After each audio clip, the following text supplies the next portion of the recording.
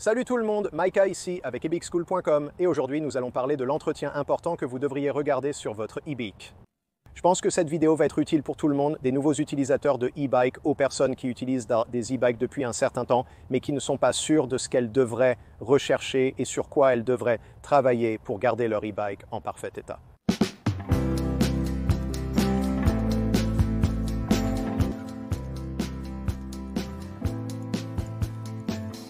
À mon avis, les freins sont la partie la plus importante d'un e-bike, donc nous allons commencer par là et regarder comment garder vos freins réglés et en bon état. Si vous avez déjà regardé mes vidéos ou critiques sur les e-bikes, vous savez que j'apprécie particulièrement les freins à disque hydraulique, principalement parce qu'ils ne nécessitent quasiment aucun entretien. Jusqu'à l'usure des plaquettes, aucun entretien n'est nécessaire pour un freinage correct. Pour les cyclistes récréatifs, les plaquettes peuvent durer 1 an ou plus. Mais sur des vélos de niveau plus économique qui ont effectivement un câble mécanique qui descend des leviers aux étriers de frein, vous devez effectuer un entretien régulier pour vous assurer que vos freins fonctionnent correctement. Avec le temps, vous pourriez remarquer que vos leviers de frein se rapprochent de plus en plus des guidons jusqu'à les toucher, ce qui est problématique car cela réduit considérablement votre puissance de freinage. Je le vois souvent, les gens ne savent pas faire cet ajustement, puis manquent de puissance de freinage et ne peuvent pas s'arrêter rapidement. Voici donc comment entretenir vos freins pour qu'ils restent en bon état de marche. Maintenant, cela commence par de petits ajustements que vous pouvez faire au niveau du levier de frein ici. Au fur et à mesure que vous commencez à tirer sur vos freins et qu'avec le temps ce câble s'étire, vous usez un peu vos plaquettes, ce levier se rapprochera de plus en plus de la barre ici. Pour vous donner un peu plus d'espace ici, ce que vous ferez, c'est que vous le ferez lentement. Vous ouvrirez lentement cet ajustement de barillet ici, lui donnerez quelques tours, puis vous ferez glisser cet arrêt en arrière, et cela le verrouille en place. Lorsque vous tirerez sur votre levier, vous aurez plus d'espace ici, ce qui tirera un peu plus de câble et vous donnera plus de temps avant de devoir faire un ajustement macro. Vous pouvez faire plusieurs tours ici, mais c'est juste une sorte de mesure d'arrêt d'écart. Ce n'est pas un ajustement macro, c'est ce que vous ferez près de vos étriers de frein. Cela peut vous offrir un répit de quelques mois avant de devoir procéder à un ajustement plus conséquent. Lorsque votre barillet est en place et que vous ne pouvez plus faire d'ajustement, ramenez-le à l'intérieur. Je vous montrerai ensuite comment faire l'ajustement macro au niveau de l'étrier. Vous avez deux options d'ajustement, un micro-ajusteur qui fonctionne comme le levier ou un ajustement macro à ce niveau. Et la façon dont vous allez faire cela est que vous allez prendre une clé Allen de 5 mm et simplement ouvrir ce boulon ici. J'aime garder mes doigts sur l'arrière ici juste pour m'assurer que le câble ne glisse pas parce qu'il est sous tension de ressort et maintenant qu'il est lâche, je vais simplement faire glisser le câble un peu plus, généralement juste 2, 3, 4 mm. Et là, il n'en faut pas beaucoup. Et puis resserrer ce boulon-là qui tient le câble maintenant, ce que cela fait, c'est qu'il a tiré plus de câble à travers, compense pour l'étirement du câble que vous avez eu pendant plusieurs mois de freinage et réinitialise vos étriers de frein pour qu'ils soient plus proches du rotor. Après avoir réglé cela, assurez-vous que ce ne soit pas trop serré. Évitez de frotter constamment les plaquettes de frein sur le rotor pour ne pas les user prématurément. Pour faire ça, il suffit de soulever la roue et de la faire tourner. Vous pouvez constater que mes freins étaient déjà bien réglés, donc il y a maintenant trop de tension sur ce câble.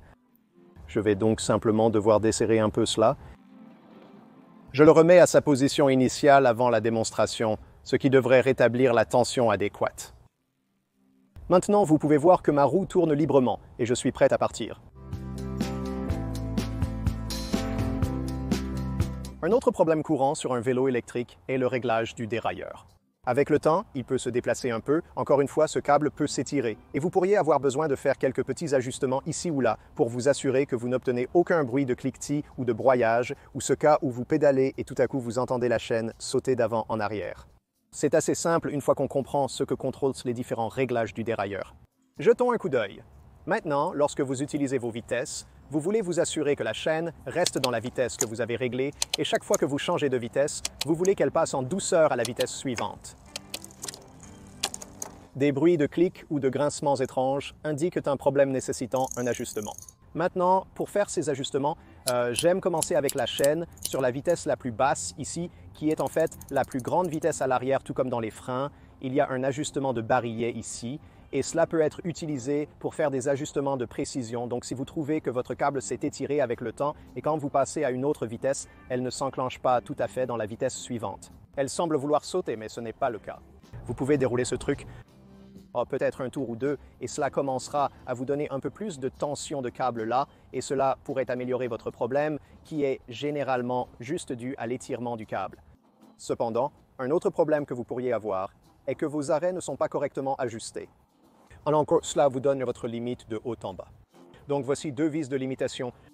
Et ceci est la limite de la vitesse basse, et ceci est la limite de la vitesse haute. Cela vous empêche de tirer trop de câbles ou de relâcher trop de tension. Pour les ajuster, commencez en haut à la vitesse la plus basse et ajustez la limite basse. Cet arrêt juste là est l'endroit où notre vis touche l'arrêt sur le dérailleur. Vous pouvez maintenant voir comment je tourne cette vis. Elle ajuste en fait la position du dérailleur. Si vous constatez que votre chaîne saute par-dessus le dernier engrenage ici et qu'elle se heurte au moteur, vous voulez serrer cette vis jusqu'à ce qu'elle empêche de sauter aussi loin. Passons maintenant à la vitesse la plus élevée, qui correspond à ce petit anneau. Si en réduisant la vitesse, votre chaîne saute entre le cadre et l'engrenage, cela indique que votre butée de vitesse élevée est mal réglée. Vous devez alors ajuster ce boulon. Ici aussi, vous pouvez voir le dérailleur bouger lorsque je tourne cela. Voyez-vous comment le dérailleur bouge là?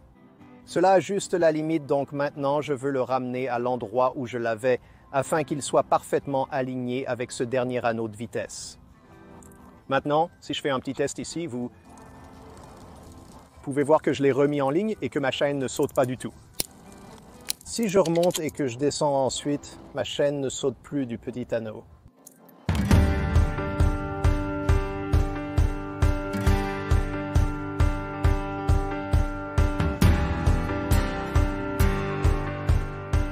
Passons maintenant à l'entretien de la batterie. Désormais, l'entretien de la batterie ne demande pas beaucoup d'efforts. Vraiment, vous voulez juste la garder sèche et propre. Après avoir roulé sous la pluie, n'oubliez pas de retirer et sécher votre batterie. Si les contacts sont sales, nettoyez-les.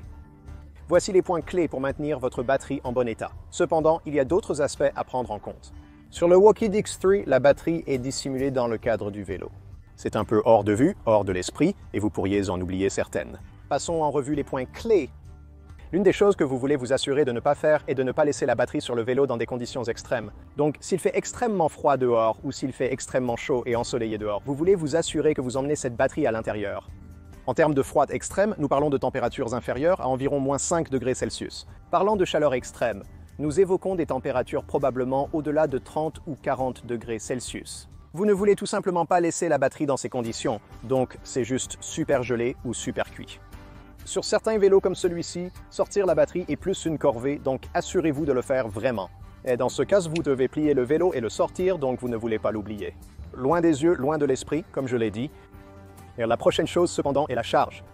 Vous voulez vous assurer de ne pas charger cette batterie en dessous d'environ 0,100 A ou au-dessus d'environ 35 A.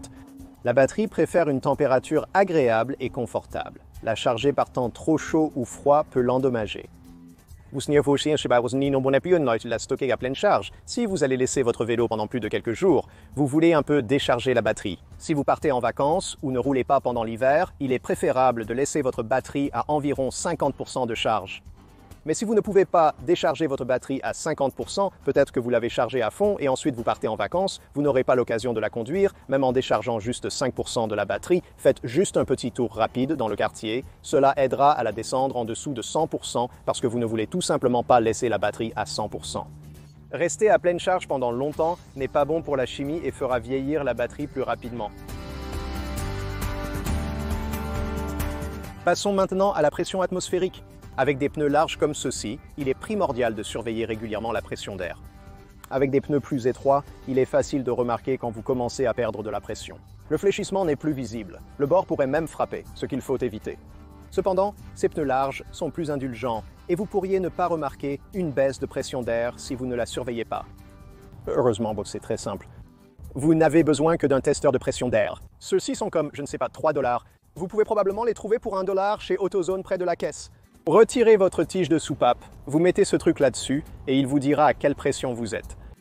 En ce moment, je suis à environ 24, ce qui est pratiquement parfait. J'essaie de maintenir mes pneus larges entre 20 et 25 lorsque je roule sur la route comme ça, bien que si je vais hors route, je descends à environ 10 à 15 psi afin d'avoir un peu plus de traction hors route.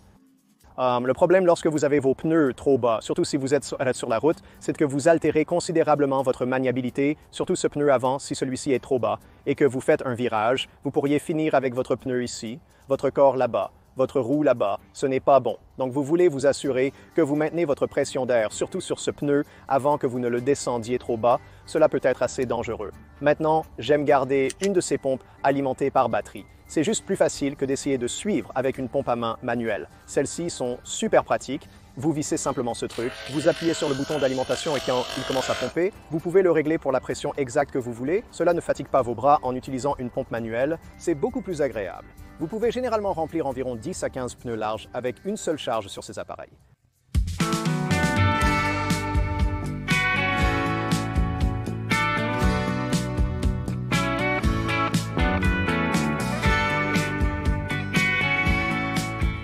Un autre domaine important pour l'entretien sont vos rayons et vos roues. La plupart du temps, vos rayons seront en bon état. Cependant, si vous êtes un cycliste plus lourd, que vous parcourez plus de kilomètres ou que vous avez un moteur de moyeu plus puissant, certains rayons pourraient commencer à se desserrer. Si cela se produit et que vous n'y prêtez pas attention, les rayons se desserrent de plus en plus, augmentant la tension sur les autres rayons. Cela peut mener à une situation incontrôlable où des rayons cassent et deviennent irréparables. Vérifiez tôt et souvent pour vous assurer que vos rayons sont en bon état. La méthode la plus simple est de passer les doigts le long des rayons. Vérifiez que tous ont la même tension. Si tous semblent avoir la même tension, vous êtes probablement bien. Un cliquetis de rayon indique qu'il s'est desserré et nécessite un resserrage avec une clé à rayon. Si vous n'avez pas de clé à rayon, vous pouvez en trouver à petit prix, mais vous en avez peut-être une sans le savoir. Si votre vélo électrique est équipé d'un multi-outil, ouvrez la clé correspondant à la taille des écrous de rayon situés à l'extrémité des rayons. Il existe différentes tailles d'écrous. Faites-en ce que vous voulez. Alors, espérons que cette taille sera la bonne pour votre vélo. Elle est effectivement de calibre 14. Essayons cela et assurons-nous que c'est parfait. Faites attention en manipulant vos rayons. Si vous les serrez ou les desserrez trop sans savoir ce que vous faites, vous déréglerez votre roue. Si vous trouvez un rayon desserré, resserrez-le juste assez pour qu'il soit à nouveau tendu et à une tension similaire.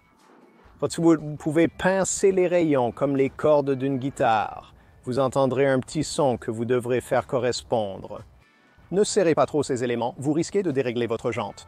J'ai fait d'une vidéo entière sur le réglage des roues, je mettrai un lien vers cela ici si vous voulez vous y mettre. C'est un peu plus que les bases de l'entretien.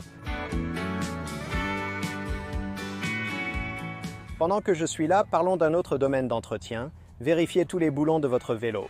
Vous n'avez pas à le faire à chaque fois que vous montez sur votre vélo, mais les choses se desserrent, croyez-le ou non. Il y a quelques semaines, je conduisais un vélo que j'utilise fréquemment et cela m'est arrivé. Ce n'était pas celui-ci, mais j'ai commencé à percevoir un son étrange dans mon dos. Je me retourne et regarde, et je vois que la béquille pend du vélo. L'un des deux boulons qui le maintenait en place était tombé et la béquille pendait là, traînant dans la rue.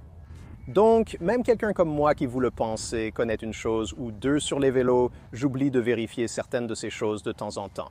Il est donc sage de vérifier votre vélo, d'examiner les boulons importants et de vous assurer que tout est en place. Les freins, les boulons du jeu de direction et la tige de direction sont des éléments essentiels. Si l'un de ces éléments se desserrait, cela pourrait être très dangereux. Une béquille qui tombe, ce n'est pas aussi important tant qu'elle ne va pas dans les rayons, mais certainement que vous voulez inspecter assez souvent tous les boulons critiques, juste pour vous assurer qu'ils sont tous bien serrés, rien n'est lâche et ne fait pas de bruit si vous vous en inquiétez vraiment. Pour vous faciliter la tâche, prenez un stylo de peinture et tracez une ligne sur le boulon du vélo ou sur l'étrier de frein avec lequel il s'aligne. Et de cette façon, vous pouvez simplement le regarder et voir si la ligne s'aligne, vous savez que vous êtes bon et que le boulon n'a pas bougé. Ou il y a la chance folle où il a tourné 360 degrés entiers, mais cela n'arrive généralement pas. Si vous avez un vélo pliant comme le 8.0 Air, vérifiez les boulons et les mécanismes de pliage. Il est essentiel qu'ils restent en place et serrés. Chaque mécanisme de pliage, au milieu du vélo ou au guidon, pourrait être très dangereux s'il venait à se desserrer. Assurez-vous de vérifier les boulons importants lors de votre inspection pour garantir que tout est sécurisé et prêt à rouler avant chaque sortie à vélo. Maintenant, la dernière étape d'entretien courante que j'inclurais probablement serait le nettoyage de votre chaîne. Cependant, vous ne le faites pas aussi fréquemment que ces autres choses, et j'ai une vidéo entière que je vais faire bientôt sur le nettoyage de chaque partie de votre vélo, et c'est un vélo à entraînement par courroie, donc je ne pourrai pas le faire ici de toute façon, mais je vais avoir une vidéo entière à ce sujet bientôt. Donc cela couvre tous les principaux entretiens que je pense que vous aurez besoin sur une base plus quotidienne à hebdomadaire.